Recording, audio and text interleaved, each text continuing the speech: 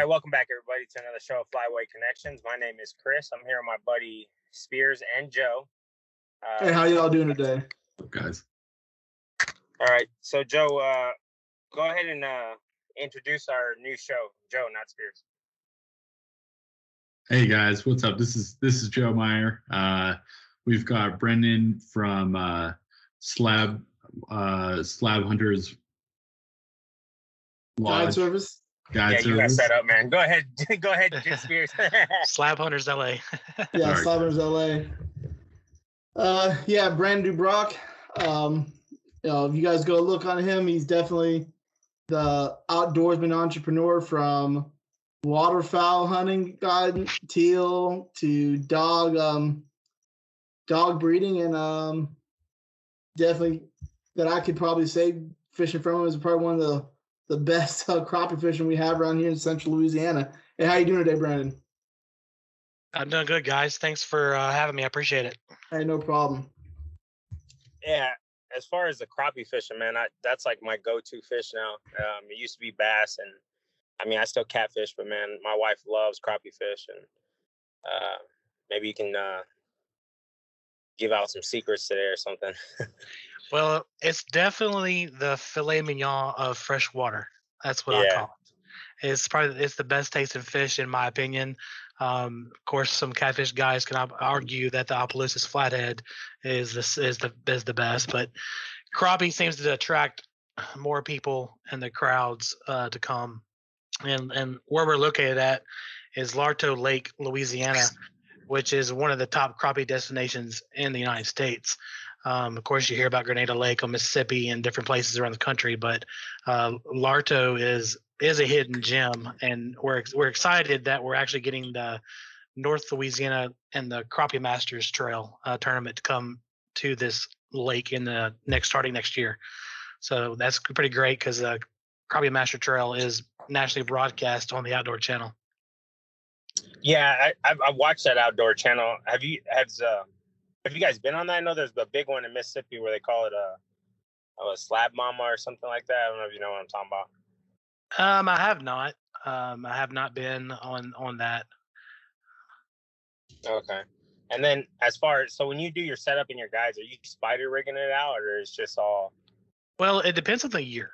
The number one way that I do like to fish is spider rigging.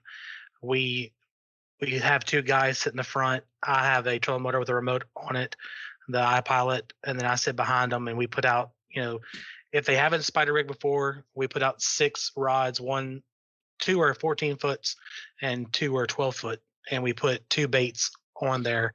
I like to use live shiners with clients because live shiners, we just seem to get more reaction bites for clients, because clients that come, they don't get to fish as often as a lot of guys do.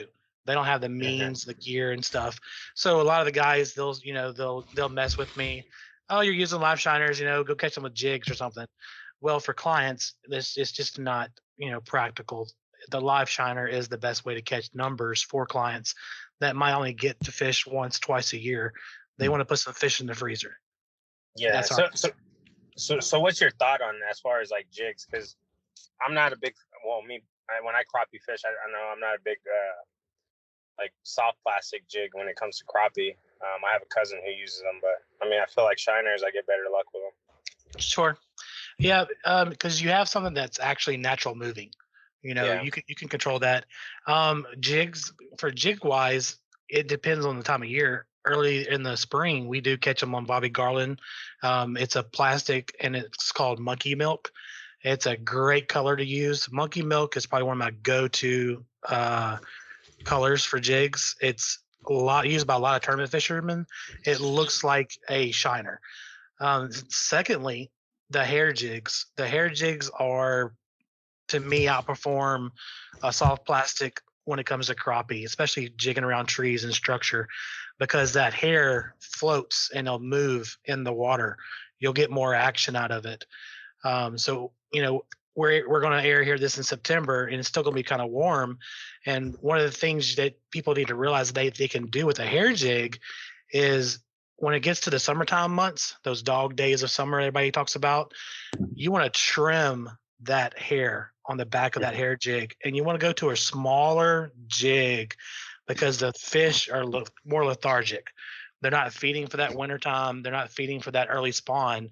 So sometimes even with bass and crappie sac-a-lait, you want to go to the smallest bait size that you can, and you want to move it very slow this time of year. They're just not that fired up. So we slow down our trolling, we slow down our jig presentation, and sometimes you want to barely move that jig. And we fish with a Garmin Live Scope, so we can see the depths that the fish are hanging out at. A great method this year, which is, it's tough. You have to get it down. But if you have a lake that has a lot of dock houses and boat houses, you want to be able to shoot that jig. And one of the best poles to use is a 6-foot spinning rod. You want to go down to a small rod and be able to bend that rod over and shoot that bait back in the shadows. And that's where you'll catch your fish. Oh, nice. Joe, you got anything? Yeah. Oh, Myers. Go ahead. Yeah, you remember there's 2 Joes on it, Chris. So, Brandon, I know that I've been to your lodge and everything, but let some of the viewers know that what drives you to opening up Slab Hunters Lodge. Well, you want me to be completely honest? I mean, yes. Let's be honest here. I mean, why do people go into business? They want to make money. So I'm not going to sugarcoat it and say that, I wanted to give back to this and that. No, I'm here to make money. I mean, but I'm blessed to be able to do what I love. And I encourage everybody, you know what the number one thing that stops people from opening up and being self-employed? They're scared of what people will think of them if they fail. They need to just put that aside, go after your passion, do what you want to do, and take that chance. Am I saying quit your job today? No, I have 2 other jobs besides Slab Hunters LA. But Slab Hunters LA is a passion of mine. So turn your passion into something you love and make money at it. Don't worry about what the next person is going to say about you or your neighbor, because they're not going to support you anyway, because they're the ones that trying to downplay you in the community, and they want to make you feel nervous, and people get so scared of taking a step. But guess what? It's a step towards your future and your passion and what you love. So it's about making money, and it also gives us a place where we can bring people like Valor of Honor out. And then also I get a place to bring my family. Family's important. So there is other things involved in the passion of it. I worked at a lodge locally there for many, many years, Honey Break Lodge. And they basically, I was over there. It was called the Young Guns program. And we took kids fishing and hunting and stuff. And so I am going to give back because God has blessed me with a great business and a business model. And but so that's where I am blessed. That's kind of is my passion, to give back and do and give when I can. So, but honestly, it's a great job. Everybody kind of jokes with me. They said I'm just retired. Yeah, that is super awesome. I can contest, like, that is probably a beautiful lodge. The whole setup. I mean, for viewers, you can see it on my Instagram, on my Facebook, and also Val and Honor's Facebook and Instagram. Like, that is definitely a little piece of paradise you have there on Lardo. Yeah, I appreciate it. We're constantly updating and constantly remodeling stuff, and we're going to continue to add to it. And hopefully within a couple of years, we'll actually have more places for people to stay. Yeah. So I know that, it's Slab Hunters LA, but you also do, you dabble in some waterfowl guiding? Yes. Yeah. We actually, I was a guide for years, and a lot of people ask me the question, well, why do you only blue wing teal hunt in September? And then come January, you only canvasback guide in January. What's going on with that? And I'm honest. I've hunted all over the country, and I cannot justify having clients drive in during November and December and January to hunt puddle ducks when the puddle duck numbers are not coming to Louisiana anymore. I cannot live with myself and justify me waking up that morning and praying to God that some ducks show up in Louisiana. So I stopped. I completely stopped guiding for puddle ducks, mallards, gadwall, widgeon. We all know what we're talking about. Mhm. The teal are a photo phase migrator, so they're coming no matter what. They're going to come. They're not based off of a cold front or anything like that. The canvasbacks come because they're not a puddle duck. They don't feed in grain fields. So the lake that we have next to us is Catahoula Lake, and it's just a historical place to hold canvasbacks and diving ducks. So if our clients do come and we do set up and we chase these canvasbacks, the lake's 33,000 acres, and we have a couple guides that constantly drive the lakes for us and search for them and stay on top of them because their big rafts do move. If we shoot some teal, if we get a group of mallards or we get a couple gadwalls in, you know what? That's bonus birds. There's no extra charge for that, but we're not guaranteeing that. We got blessed last year. A group from Georgia came in. They killed their canvasbacks, and then the teal started flying, and they killed blue wing full crescent in January, which is a rarity. That's been a long time since. It's amazing to see now that we're holding teal, blue wing teal, all the way into January. That's something that just does not happen. But I had to be honest with myself, and then I wanted to be honest with that people wanted that they want to talk to me, and they go, "Man, we'd love to book a duck hunt in December." I could fill up the days. I could fill up every day if I wanted to, but money is not worth my reputation. Yeah. So that's where I do draw a line. I'm not going to now. I know there might be some guys in Louisiana that duck guide and stuff, and I'm not saying they don't get ducks. I'm not saying that. I'm saying for me and my mental health and my judgment, I could not guide in Louisiana. And I'm going to be honest with you. I was been in duck leases the last several years in Arkansas. Last year, I spent $10,000 in Arkansas on 2 leases, and I got out of both. I'm not even going to Arkansas anymore. So are you looking west? Because I mean, I've hunted all over, and me and the other Myers have hunted all over, different states and different flyways. And talking to a lot of people, I mean, it is looking like the migration's moving west. And I will say, to me, I've hunted here since 2017. It looks like, I talked to some of the old timers where they said Louisiana, they talk about the puddle ducks and the mallards, but it seems like this has been a real big diver state in the last, I don't know, maybe 10 years. I would say it's always been a diver state. And this is always a touchy subject. We could have another podcast on just the subject of short stopping, and I'm going to tell you right now, there's no amount of corn in the world that's going to short stop a million birds. There's just no way. A bird can feed out a field overnight, so that's not going to happen.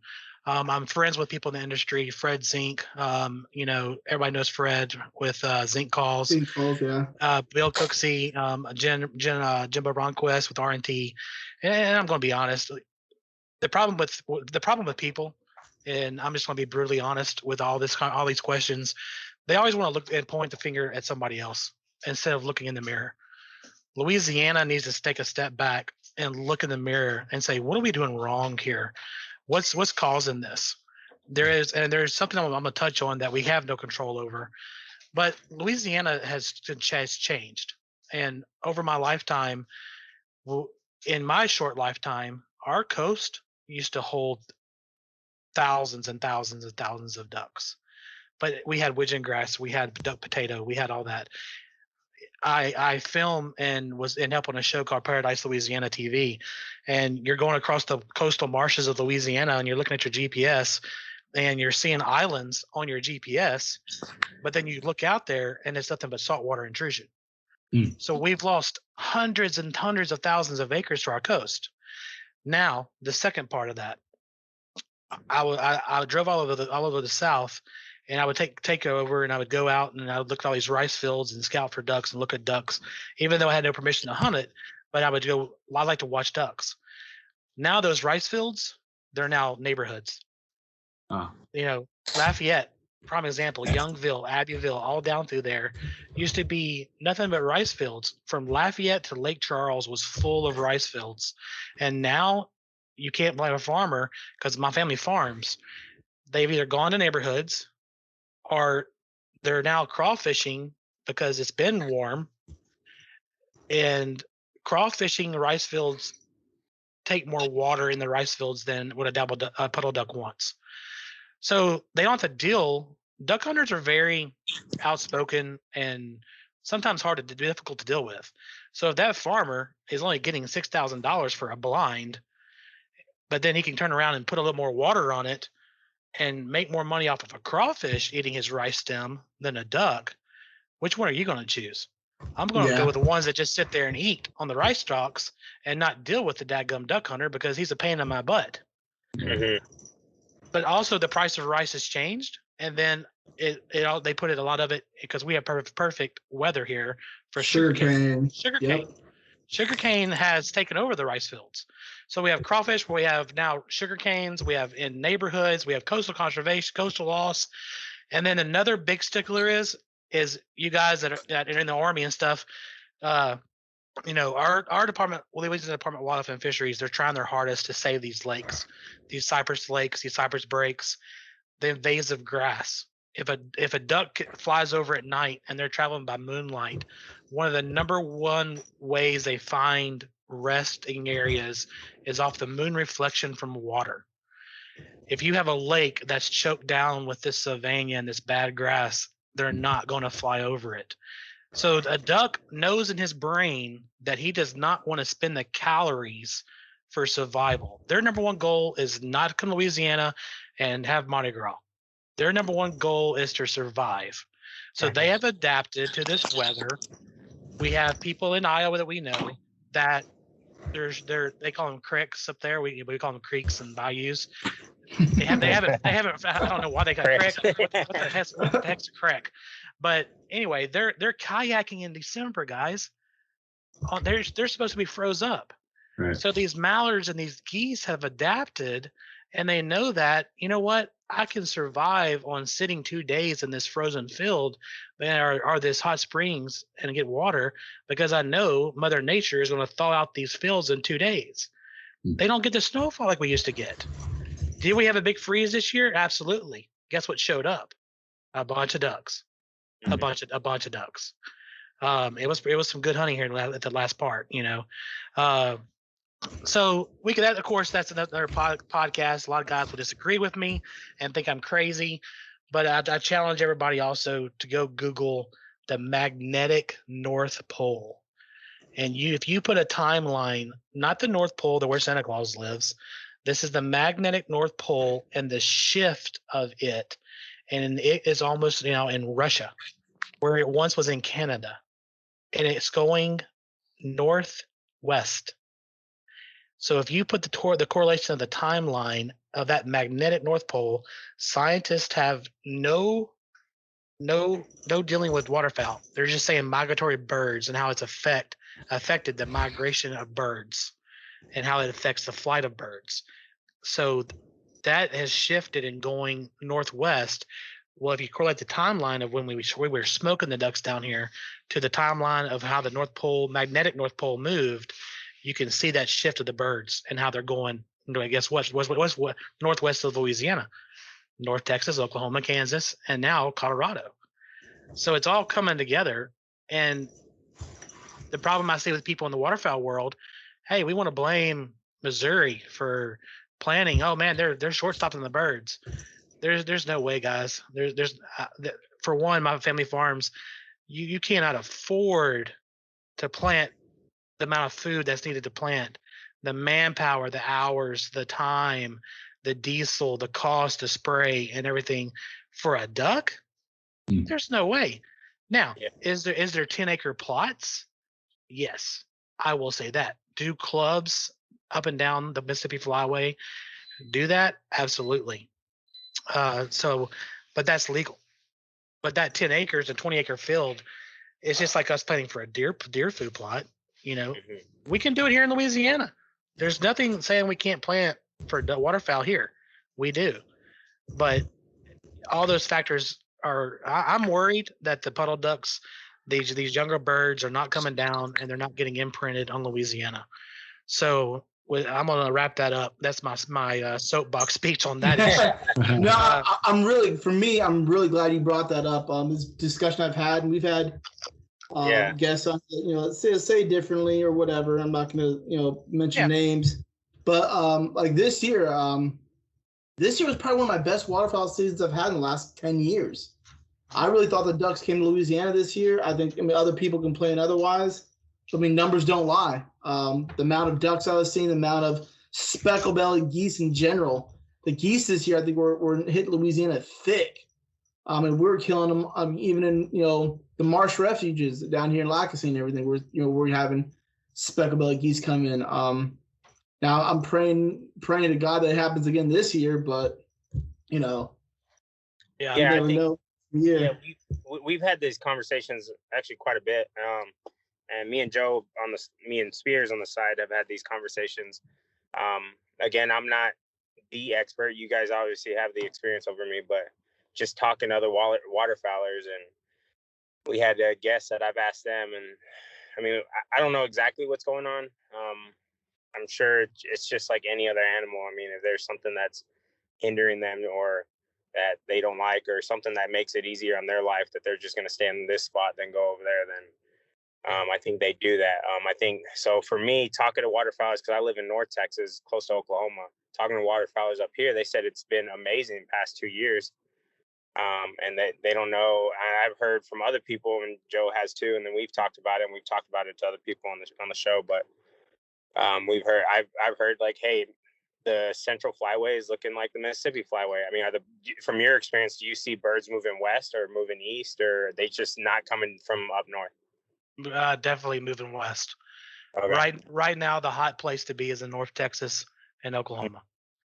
Yeah, that's a hot place. Yeah, that's definitely. Well, I'm actually gonna be hunting here in the Oklahoma border this season, so we're coming to your place. Hey, y'all are more than welcome. I keep y'all posted too, let you know what's going on. But it's like I told somebody too. The duck industry has become so popular, and that's great. There's a meme out there, fishing, and deer hunting, who spends the most money, and then the guys, the one, Leonardo DiCaprio. We all seen it. Yeah, from Django. Hold my beer. Says the waterfowler. Waterfowler spends more money than anyone around on equipment and gear. And here's one of the things: they're not going to. The feds and the federal government and the states do not want to lose that tax revenue. Yeah.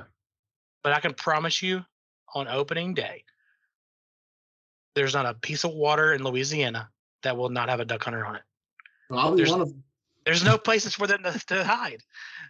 There's a great guy on Instagram. It's called Pinky the Bander, and he actually radio collars speckle-bellied geese down in Lacassine and teal and stuff. And these ducks have actually flown off 200 miles in the Gulf Coast and speckle-bellies, and will sit there at night. I'm sorry. Let me rephrase that. They will sit there during the day, and then you can see them, the timestamps of them coming back at dark to feed in the fields and stuff, because they know the hunters are not there. And then daylight, they get up, and guess what? They're going 200 miles off the coast of Louisiana, sitting in the salt water. Huh. They're not dumb birds. They're not dumb. Birds. They're super smart. Now we had a great season in Arkansas. I can't complain. We before duck season even started, we had 102 specks on the ground, and we had a lot of mallards and stuff. But it's not like it used to be. So I'm going to spend my money and head to Texas and head up to Oklahoma, and because for me, I love duck hunting. I'm going to Indiana for 3 weeks for deer hunt on my family's farm up there. And my uncle said it, and when I was younger, that he has 3,000 acres on the Wabash and Ohio River, where the Illinois comes down. The Wabash is a line between Illinois and Indiana, and the Wabash comes straight down, hits the Ohio River, and that's what forms the tip of Indiana, and that's where they farm. My uncle had 3,000 acres of corn and soybeans, and the Hovey Lake area would pay them to leave rows of corn for the duck hunters. It's a pit draw system there at Hovey Lake. But my uncle would leave Indiana and go hunt Iowa. He was in a club in Illinois, and then through my early years, he would have to leave Illinois to go further west. He saw the shift even from his farm. So something was going on back then that we didn't realize. But they don't have the hunting pressure that we have in Louisiana. Louisiana, Arkansas, they get hammered. We're hunting private land in Arkansas, but the lights across the fields from everybody's putting water on their fields to make $1 off a duck hunter. That's a lot of pressure, guys. You go to Oklahoma and stuff, there's lots of prairie, there's lots of ground, and the ducks have adapted. I mean, you're seeing duck pictures of ducks in cow lots feeding in cow manure, eating the grain out of the poop. That's fascinating to me. And I talked to Phil Robertson, and he said, if I didn't see it for myself, I would never have believed it. He goes, but they went over there to film an episode, film a show, and this was back when Benny was still alive, and they hunted out of peanut fields. Everybody saw the video where Phil takes the peanut out of the duck, and he gets it and peels it and eats it. Well, he didn't believe it, and they brought him over there. And he said that evening, these thousands of ducks started showing up. He's like, why are we out here in a desert field? It's just dirt. And then the ducks started coming in and started scratching the surface. And he said it created a big dust cloud, and it was a peanut field. And then they go back and they hunt these little cow ponds, these little cow water holes. And, so not everybody has access to that because a lot of that's private. So, hunting pressure, and they've adapted. They're not dumb. They're alive for a reason. Yeah, absolutely. I mean, the way I look at them too, it's like just any species that you hunt. I mean, if you hunt big game, you're even fishing. If you're fishing any type of water, any type of waterfowl or anything like that, I feel like they've been messed with so much that they're just gonna adapt. And the older they get, or the wiser they are. But just from my experience and what I've seen. But. Yeah, one of the coolest things that I did see on Pinky the Bander on his Instagram is he was able to band a mallard hen, and this is radio transmitted, so it uploads timestamps. Okay, it's not a band; they're actually radio transmitted callers. And this mallard hen, you see her traveling, and hers timestamp, and you can see where she went to Catahoula Lake, and all of a sudden it's like she got shot at. You could tell because she just does this abrupt angle turn, and then she bounces around Catahoula Lake until it's nighttime, and then she goes back at night. And then as soon as it's daylight, they leave, and they go and they try to find some place to go in private fields and stuff. And then she's going back at night. So they know when you can and can't shoot. Yeah. Yeah. Yeah, and I definitely agree. Myers, did you have anything for? Let me bring it back to the business. Let's start back to the business, guys. Hey, Brendon, I was chatting with Joe Spears, and he was, some of the other guests that we've had on, we talked to them kind of about how they're going to get their birds and kind of like what tools they use and tools and tricks and whatever they've passed down from generations, their families. Joe tells me that you raise dogs. Yes, I have actually been around dogs since I was in junior high. It's basically when I got started. And then once I met my wife in high school, and I told her, I was like, look, I'm going to be a duck hunter. I'm a duck hunter. Whenever it's come hunting season, you're not going to see me.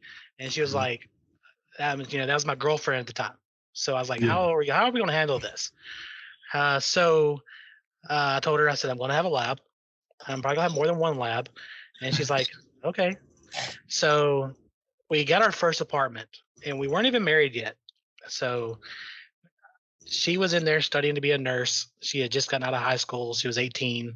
And I come back home and we had an apartment on the second story of this apartment complex. Had no place to clean ducks. I could have done them in the truck on the tailgate or whatever, but I wanted to test her to see how far I could push her to see if she was the right one. So I walk in the kitchen and I walk into the apartment door. You know, there's a kitchen to the right. The living room's like right there in an apartment. It's close quarters, right? Yeah. And I'm carrying all these ducks in. This is like 97, 98. And she's over down there and she looks so cute. She's down there studying, and she looks at me. And my wife's a big fanatic about ducks. She loves ducks. She raised them as pets and stuff. We have a 4-lane highway over here, and she stops the traffic in a 4-lane highway so the baby ducklings can walk across the road. That's how crazy my wife is about ducks. So she stops the traffic. But anyway, back to my story. So I go in the kitchen, and she's like, "What are you going to do with those?" I said, "Clean them and eat them."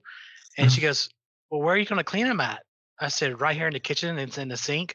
She said, "Okay." Went back to studying. I said, "I'm marrying this girl."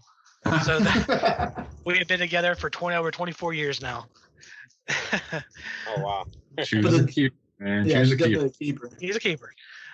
So, but yeah, that's kind of a funny story that I kind of get. But the dog is another thing that I did was I did train and compete. I loved working dogs and learning dogs. And then if a trainer is not constantly learning new ways and techniques, then you're not going to get any better at what you do. But that's with any job.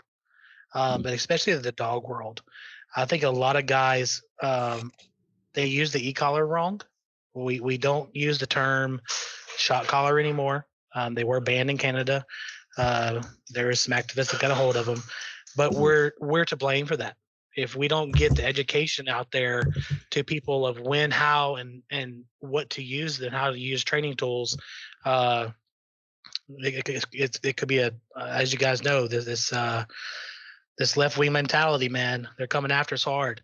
So we got to learn and teach each other and help each other on these training tools and methods, because a dog doesn't know how to turn off the collar. You have to use a healing stick to start with. And I use a PEX tubing, which is a water line at Lowe's. It's that red water line, and I make it into about a 3.5 foot section, put a golf grip or tape around it, and it bends, it flexes. But you want to teach a dog how to turn off pressure. And if you stick with the same pressure every time, a dog will outsmart you, because they'll know that, they'll just learn to take that spanking on the butt. So whenever you say the word sit, and then you make sure they know the word sit. I'm working with a 3-month-old puppy right now. She sits, she knows, but I can't spank a puppy right now, but we're about to go into formal obedience, where I say sit, she doesn't do it. She gets a smacks on the butt, and then I say sit again. So whenever you give the command, you give the reprimand, you say the command again of why they got the reprimand. So guess what? They learn how to turn off that pressure. You can't smack them on the butt the same pressure. So if I smack them on the butt one time, and then I smack them on the butt a little harder next time, you want to go back and forth and change your variations of your pressure. Because if not, that dog's just going to learn, well, you know what? I've taken it before. I can take that again. So you want to change it. And another thing that guys mess up on is called voice inflection. So if I'm running a blind on a dog and I say back, and my back, in training, you can't do that. If you have a bird that's 30 yards, you want to lower your voice back. If you have a bird that's out there 150 yards, a little louder on your back, because that will tell your dog during training will go out there further, because he learns that your voice inflection. So voice inflection is key. So whenever you have your dog with obedience and they've learned to turn off that pressure from the collar, we go what's called force fetching. And force fetching is where we put them on a table, and you see guys on YouTube doing it. We put a pressure on their ear, we will put our thumb and that collar and that ear, and we put that bumper out, and we say, first off, we start with hold. Hold, and then good. We're scratching their chest while they're holding it, making it fun. If that tail's wagging, that's what you want. And we're not talking an hour of this. We're talking 5 to 10 minutes a day is all a guy has to do is spend time with their dog. And you'll see a world dog. Once you do it, they learn hold, then you go to fetch. And that's when you put the pressure on that ear. They're going to be like, what in the world? But their mouth opens up, and you put that bumper in their mouth as fast as possible, release the pressure off of the ear, and then you say hold, fetch, hold, fetch, hold. Your whole time you're doing it with your pinky, your thumb to their ear. And then they know they start looking for that bumper. When they're up there on that table, when they're looking for that bumper, they know that if they're looking to grab that bumper, that's when you know you're getting progress. Some dogs can go through it faster. Some dogs can go it slower.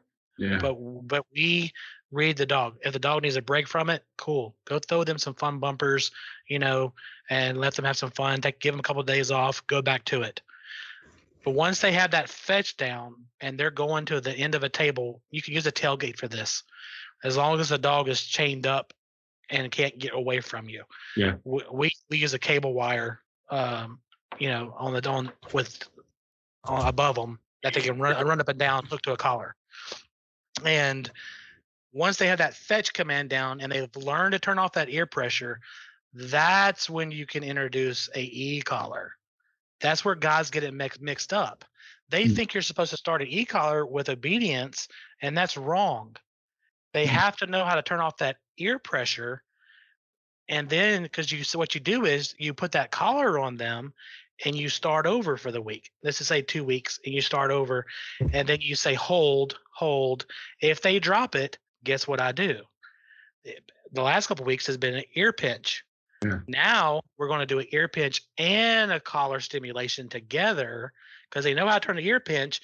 Now they have an electrical stimulation. They know, remember now, they know hold. They know the command.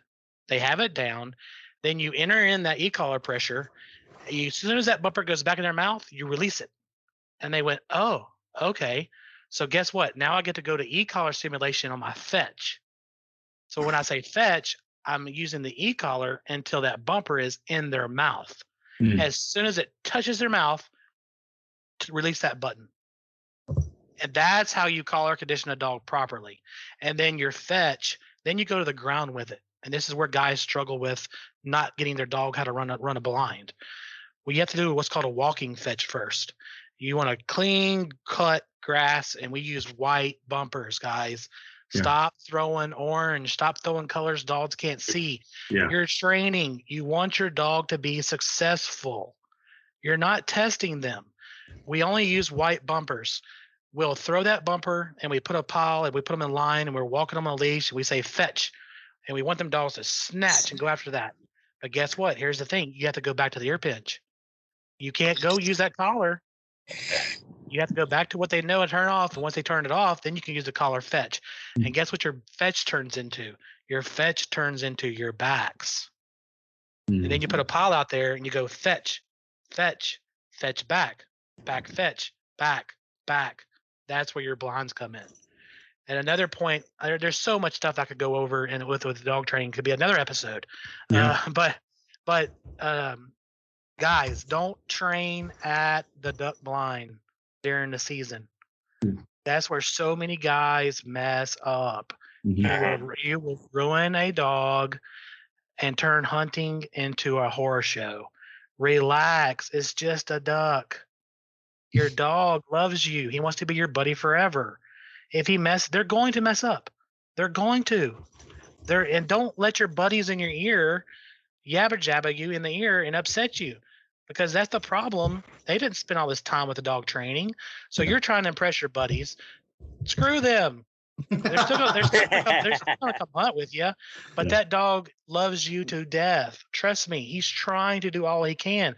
So when I hear guys out there and they're hunting and they're just zapping their dogs and they're yapping and yelling, I want to go in there and go, God, this is not the place to do it.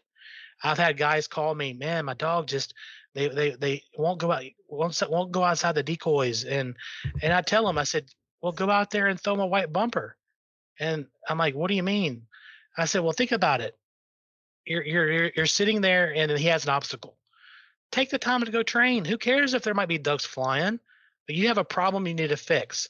So we use we call them gunners as the technical term in training. We'll have somebody go out there and stand 30, 40 yards outside the decoys, and not with one bumper. You want that gunner to have at least 5 to 6 bumpers in their hand, because if that dog is swimming through the decoys, and I tell everybody, you're not looking at it from a dog's perspective. We're taller than a dog. So we're hunting maybe knee, thigh deep water. The dog is swimming and he is eye level with these decoys, and he is seeing a wall of plastic. He has no clue where he's going. He's going off of a memory. And they went, I didn't think about that. I said, you have to always put yourself in the dog's eyes. Sure, he saw the bird when he's sitting on the tree of a tree or he's in your blind, but as soon as he jumps and he goes under that water and he pops back up, he is seeing nothing but decoys. At our blinds on Catahoula Lake, we're running 300 to 500 decoys around a blind, 360 decoys. Wow. So there's ditches. There could be a ditch that that dog don't want to go across. Have your gunner get across that ditch or rice levee or whatever it is, and throw that white bumper straight up in the air so he can see that bird go down. And as soon as that dog checks up or messes up or veers off, you have that gunner throw another bumper in the same spot in the air. Hey, pop, hey, boy, whatever your dog's name is, get their attention, have that gunner rethrow it and splash again. Another advice that I want to give you guys that are duck hunters and are struggling with your dogs on hand signals while you're hunting. How many of us want to match our camo to what we're hunting in? So if a dog you have a dog that stops on a whistle and turns around and is looking for you, and you're like, hey, that dog can't see you because we're all wearing camouflage that's matches the brush. So put you a white paper towel, put you a white napkin or something, and sew it into your hat. Or if you have a white glove or a different color, dogs can only see white. They can't see orange. They can't see any of that. You blend in with your duck blind. It's a hard deal for them. You want to make the hunt easy for the dog. So that's kind of my quick stuff on dogs and stuff. But we breed for dogs and that have OFA, health clearances, hip clearances, exercise-induced collapse gene. It's a horrible gene that we ship blood and DNA to the University of Minnesota on the parents, and that we're trying to breed this gene out of the lab.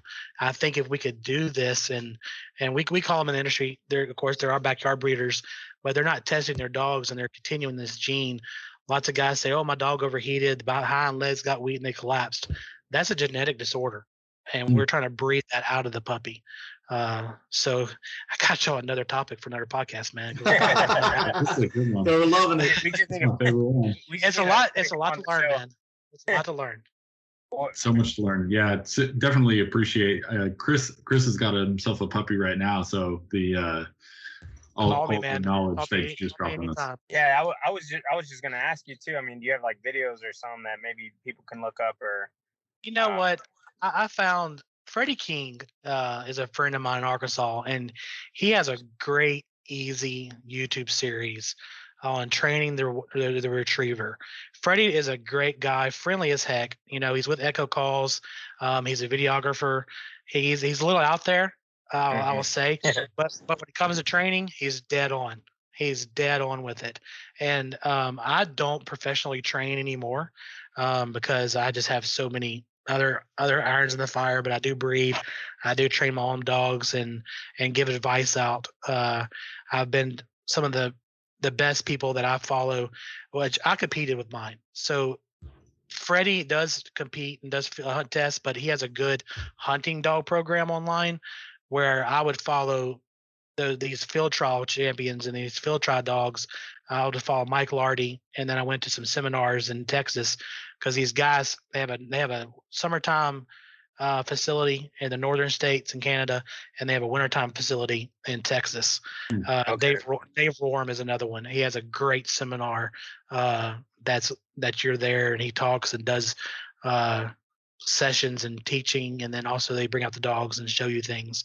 And then if you have a good dog, you even get to run if you pay for that. But yeah, after hearing you talk, all the mistakes you said not to do, I kind of, the whole orange bumper, I use that. I mean, I had no clue that they didn't see that, so I'm gonna go to Cabela's and buy a white one now. Yeah, I'm gonna give everybody a brief rundown of your training timeline, and I'm gonna try to do this within 3-4 minutes because I know we're recording this. You get that puppy at home at 8-9 weeks old. Love on them; they're a puppy. One of the problem people do is they get a balled up suck. You don't want squeaky toys with duck dogs. I'm gonna tell you right now, don't do squeaky toys with duck dogs. That creates mouthing. They want to mouth that bird, and they want to chew that bird because they want to hear that squeak. Mm. So we don't use any kind of toys with a lab that we know we're going to duck hunt with that squeaks and make noises that will create problems down the road. So we use a puppy bumper, a white one, or we use a tube sock filled with other socks. We close all the doors to the hallway. We sit down on the floor with them, and this is where we teach them their name. We'll put them in our lap. We'll throw that, bounce it off the end of the hallway wall. Send my dog. My new dog's name's Echo. They go get it. Guess what? They have no place to go but back to you. Mm-hmm. But here's another problem. Don't take it from them. Lots of guys want to go ahead and when they come back in, take it from them real quick. Don't do that. Come back. Go ahead and say hold. Oh, good girl. Good hold. Scratch that chest, and they're just proud as can be because they brought that back. But guess what? They're learning that word hold. They're learning that word hold while they're doing it as an 8-week, 10-week-old puppy. The next thing you do, you only want to do it about 3 times, maybe 2. People will burn out a dog quicker than anything because they get bored with it. Some days I do it once. Guess what I do? As soon as they're all fired up, my toy came out, I'll take that sock from them and I go put it back in the same place on the shelf every day. That builds drive. Yeah. If you did it too much and your buddies come over, man, watch what my dog can do. Boom. No, don't do that. It's not that impressive. But you're building the bond, you're building drive, and you're building that word hold. Another thing at the 3 to 4 month old age, you want to watch for blood. We threw a white bumper the other day. It's a canvas bumper, puppy bumper, and she came back and blood was on that white. And here's another benefit of using white. That blood showed up on the bumper. Stop doing retrieves immediately. They're now teething. If you go and you associate that bumper, and a lot of guys will call me and go, man, my dog was doing so good retrieving and this. And I'm like, it's 4 months old. Yeah, they're teething. It hurts them. So if you associate that bumper or that duck or whatever, their training tools with that pain in their mouth, you're going to turn that dog off to it. So guess what? 4 to 5 months old, we're doing nothing but obedience. And we're checking those teeth every day. And once all their teeth come in, their obedience is down. Now we go back to some retrieves thank God this came back. And then we're going to 6 months old. Now they're ready to start force fetching. So that's the kind of the process that we go. Okay. Yeah, I definitely got to look up. You said his name was Richard King? Yeah, Freddie King. Freddie King. Freddie King? Okay. Yeah. You'll see him in any of the old school Echo Boy videos or whatnot. Yeah. I'm not going to lie. I made some mistakes as far as I didn't know that thing about 4 months. And I was doing the fetch thing. I definitely got to throw some squeak toys out. So, yep. So I'm definitely new to the whole dog. So hopefully I didn't mess up too bad, and hopefully he gets it going. Nope, you're gonna be fine. Now you know.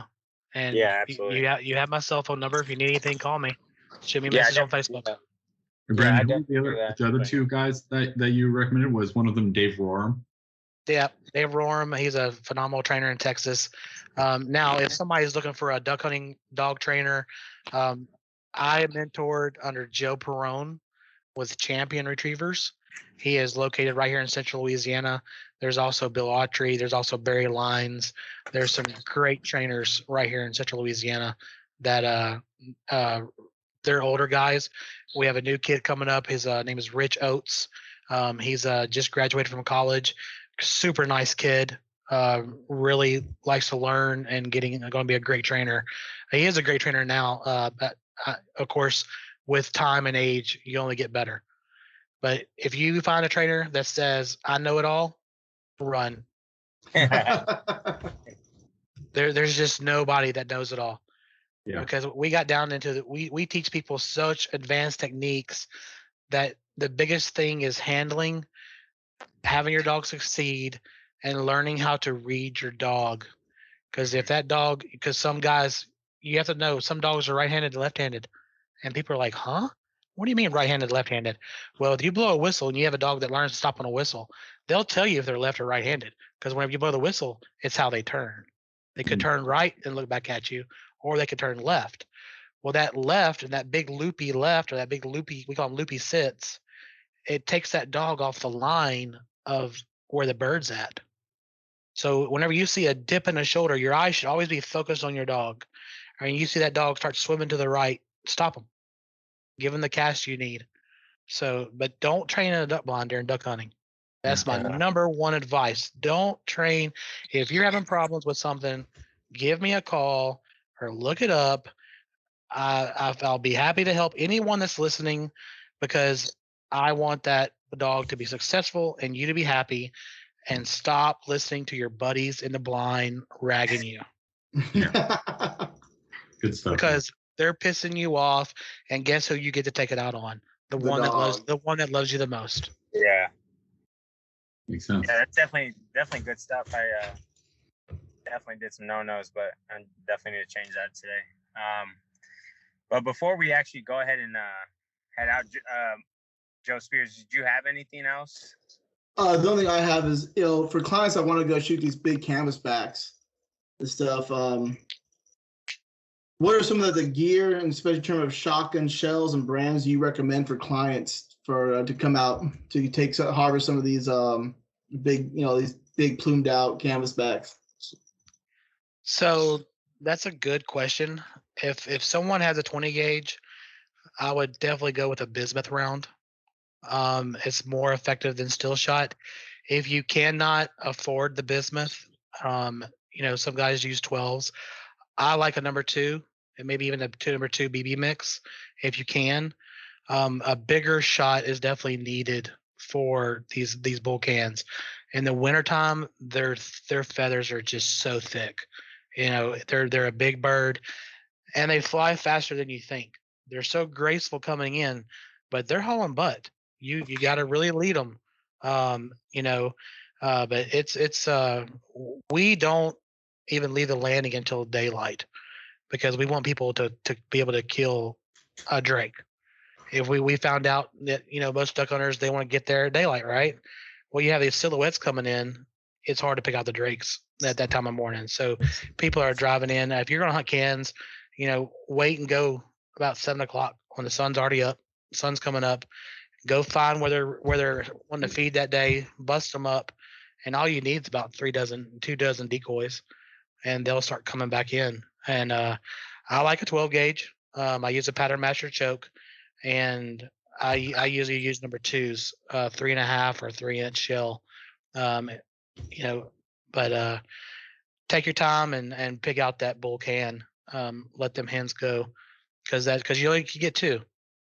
You can only get 2. We are booked every day this year. Oh, wow. We from starting January 1st to the end of the year, we're booked every day. So we're going to open it up for the 2022 season here pretty soon. And last year we were blessed, and this is one of the reasons why I do it. We had 100% success rate. We did not have anybody come in and not kill a canvasback for the wall. That's why I do that, and I don't just guide for ducks, because I know we can be successful at that. We're good at what we do. I have great guides that do that, and our lodge is booked up every day. I have some guys that I'm reserving spots for after Christmas. Not to say that we can't go shoot them in mid-December. However, they are prettier in January. January is kind of the best time to shoot these and go harvest these birds. So the guide service that you do for the waterfowl is the same as this through your slab. I just brain farted. Okay. Yes, it is on our website, slabhuntersla.com. Chris. Brandon. Yes. So he was asking was the same guide service for the hunting and fishing, right? Through Slab Hunters LA? Yes, that's correct. You can find us on Facebook, Slab Hunters LA, on Instagram, and also our website, slabhuntersla.com. And most everybody calls me, and we talk ahead. We use foam filled decoys, the battleships, because we know mistakes happen and decoys get shot. So we use foam filled. We do move with these birds. You're gonna hunt. You hunt out of a boat because we do have our blinds out there, but these birds, they just move a lot, and our guys, our young guys, and they stay with the birds. They go out there and scout for me. Oh wow! You guys there? Yep, I can hear you. Okay, I thought everybody just went gone on me. But before we go, I guess Joe Myers, do you have anything else for Brandon? I'm all set, man. Brandon, really appreciate it, man. Super good insight today. Yeah, I do appreciate it too. That I do enjoy. Do you have anything for us before we end the show, Brandon? The only thing I have is keep doing y'all, man. Keep pushing, keep growing. Don't let any naysayers get in your head. You know, that's the ones in life that aren't happy and don't succeed. That's the one that I that's my biggest advice to anybody. Always follow God, and you and your family, man. And those buddies that sit there day in and day out that support you, that's your true friends. That's the ones you want to be. You want to be around positivity in life. That's where you want to be at. Anybody that goes out there and man, you know, I wouldn't do that because you're going to fail. No, take the risk, take the step. Yeah, absolutely. You know, we're all going to mess up. Nobody is 100% successful. How many people that are millionaires that had to file bankruptcy? That's part of it. That's life. Yeah. To get back up and keep rolling. Yeah. Don't worry about what your neighbor's going to say to you. Go do you and be happy with life. Yeah, I 100% agree with that. I think, man, we definitely got to get another show going. And a lot of the stuff you said was definitely great insight for me, and especially for the new waterfowlers and service members that are getting into waterfowl. That was definitely a good insight. But if there's nothing else, I do want to thank you for coming on the show. For all the new listeners that are listening, new waterfowlers, service members that are in the area or just need to get some information, look up Slab Hunters LA. I mean, look them up, and as far as the information I was given here, I'm pretty sure we could have gone a 5-hour show with more information about dogs and fishing on this, but we try to limit it for the listeners because I know they, me anyways, I don't want to, I'll listen to it later or something if it goes past that, but go ahead. I want to thank Bow and Honor Outdoors for what they do for the service members, first responders. I want to thank everybody that's been on the show. I want to thank again Brandon and Slab Hunters LA for coming on the show and giving us this good insight. Hopefully in the future we can get something going where we all get on the show again and maybe do some live coverage or video coverage. But like always, y'all have a good one and let Val enough.